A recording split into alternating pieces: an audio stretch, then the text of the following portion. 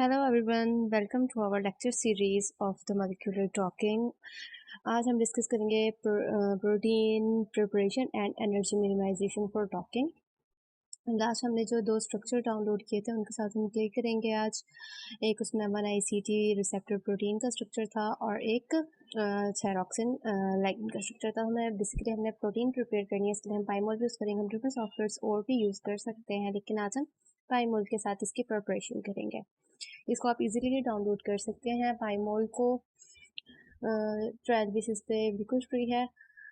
इसको मैक्सिमाइज़ किया हमने। यहाँ से हम अपना जो हमने प्रोटीन का स्ट्रक्चर डाउनलोड किया था वो हमने ओपन कर लेना है, या फिर हम इसे ड्रैग करके भी यहाँ पर ओपन कर सकते हैं लाइक दैट।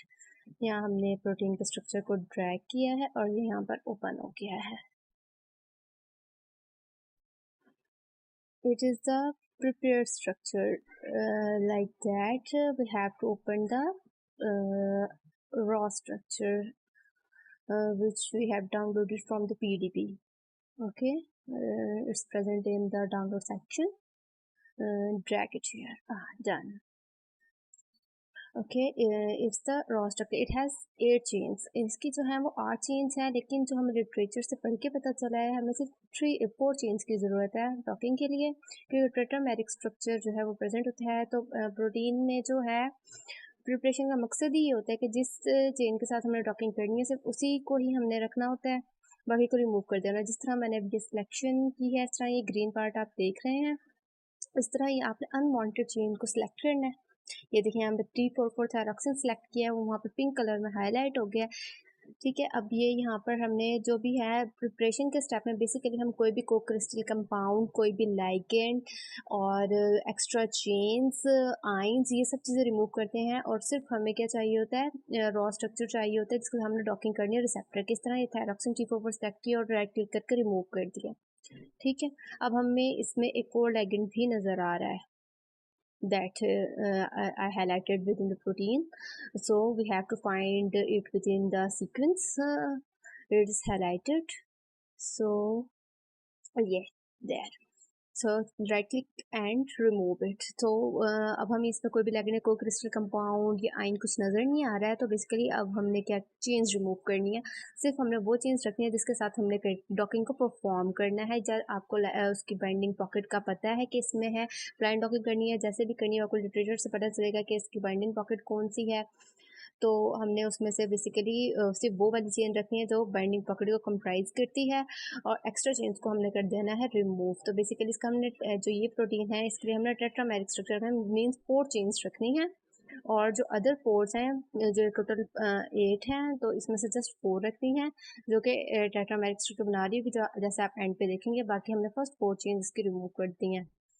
लाइक इसे सेलेक्ट करना है, राइट क्लिक करना है, रिमूव पर क्लिक करना है और ये सेलेक्ट होकर रिमूव हो जाएंगे। ठीक है, इसी तरह आपने पूरी सिलेक्शन करते जाना है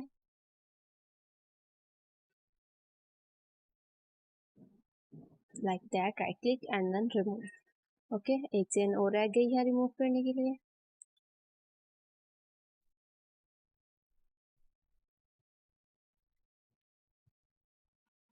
राइट क्लिक एंड रिमूव। और हाँ, अगर इसमें अभी वाटर मॉलिक्यूल्स नहीं थे, हमने वाटर मॉलिक्यूल्स भी रिमूव करने होते हैं। इस प्रोटीन में बाय चांस वाटर मॉलिक्यूल्स नहीं थे कि वाटर मॉलिक्यूल इसी सीक्वेंस में रेड कलर के जीरोज होते हैं जो पाइमोल में हमें शो हो रहे होते हैं, और वो भी हमने डिलीट करना होता है। इस तरह ये देखिए मैंने अभी ये चेन हाईलाइट की है ग्रीन कलर में, और यहाँ पिंक कलर में हाईलाइट होती जा रही है। इसी तरह ये 4 चेन्स हैं। इस तरह हम अगली चेन को हाईलाइट करेंगे तो ये वाली हाईलाइट हो गई है।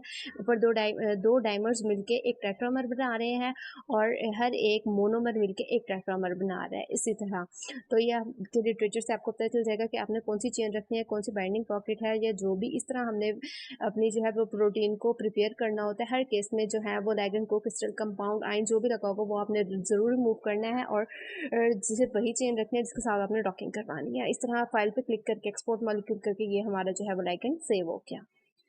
इसको हमने बैक कर दिया, रिफ्रेश किया, हमारी जो है वो प्रोटीन जो है वो हमने डेस्कटॉप पे रख ली थी प्रिपेयर करके। अब हमारा जो नेक्स्ट स्टेप है वो है एनर्जी मिनिमाइजेशन का। उसके लिए हमने यूज़ करना है स्विस पीडीबी व्यूअर।